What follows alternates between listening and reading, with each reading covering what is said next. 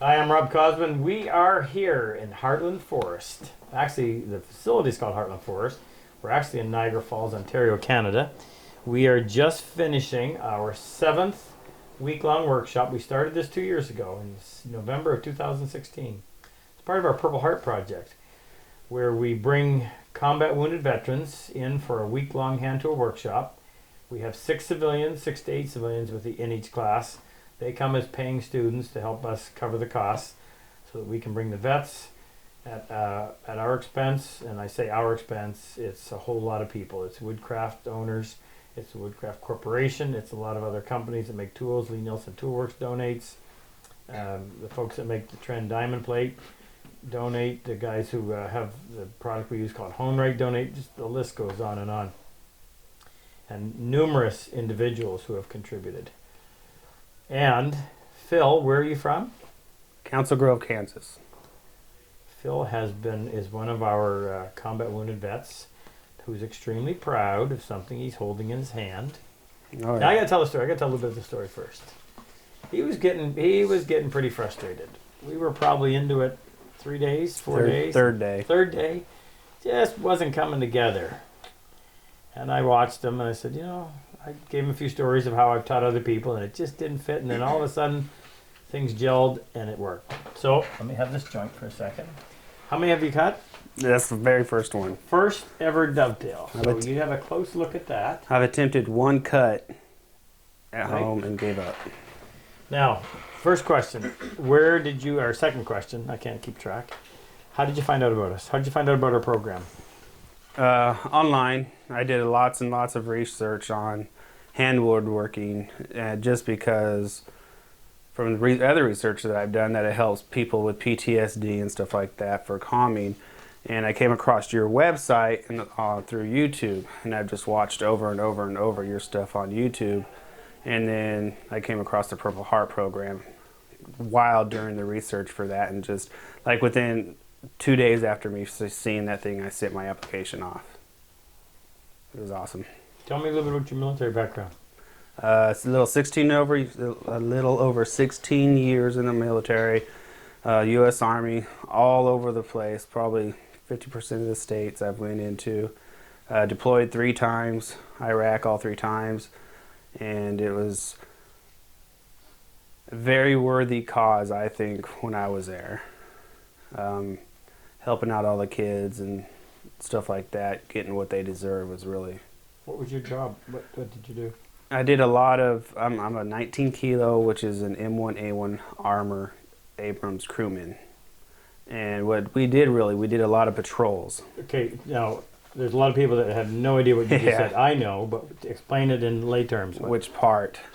What did you actually do? I was a tank commander on a tank. And we did patrols through multiple towns and cities, and what we made sure of is that the people that weren't supposed to be there were not putting up improper stuff like IEDs, which is improvised explosive devices and stuff like that on the roads and things like that. So we drove all over the place to make sure that they weren't doing that. We did a lot of different types of raids to go into homes, trying to find bad people, trying to find weapons that they're not supposed to have, stuff like that. So it was very satisfying when you go into a town and you clear it of stuff that's not supposed to be there. You take it out, and then all the kids come running up to you and stuff like that, give you hugs and things. So it's really gratifying when you do stuff like that. It's well worth. Every injury that I have is worth it because of what I did over there. That's good. Wouldn't change any of it for the world. So now you can cut dovetails. Now I can cut dovetails. Yeah. You're going to go home and everything that stands still for 5 minutes is going to get cut into a dovetail. Yes, my poor wife is going to hate me because I'm going to move my bed into my shop, and that's where I'm going to live for a while. How has the week... I ask these questions a lot of times just so how can we make it better, but how was the week with the civilians that we had in the class and the overall experience of the camaraderie with the other vets? You didn't know anybody, right? No, I didn't know a single person. So when we picked you up on Sunday, you were saying hello for the first time. Yes, yeah. Okay, summarize that one for me.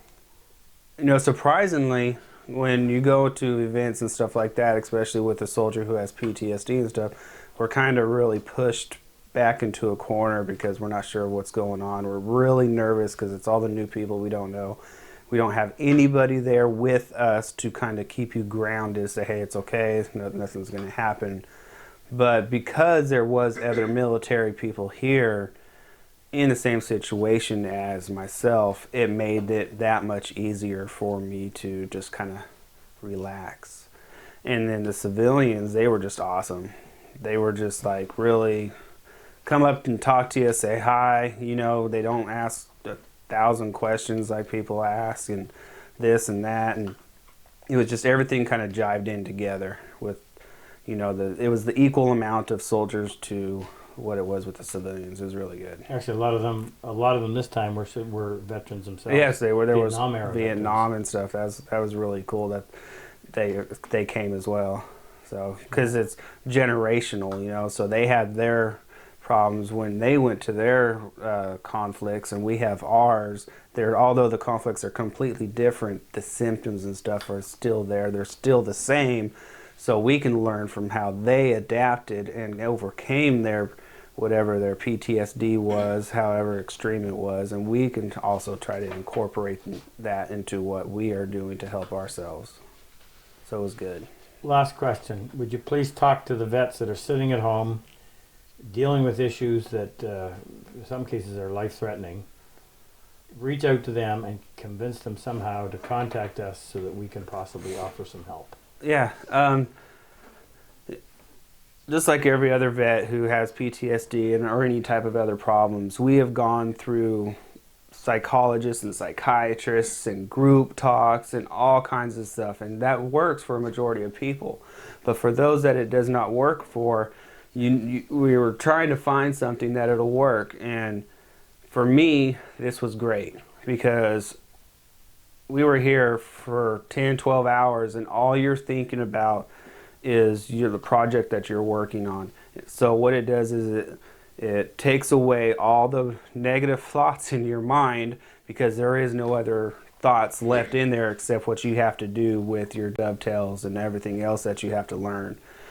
So personally, I would do this in a heartbeat again, and I recommend it for any vet to come out here and do this because I have the feeling that it will help your PTSD, because just of the hand tools, just working with your hands in general is a great thing for us, and it just takes your mind off all the bad stuff. I'd stay here if I could.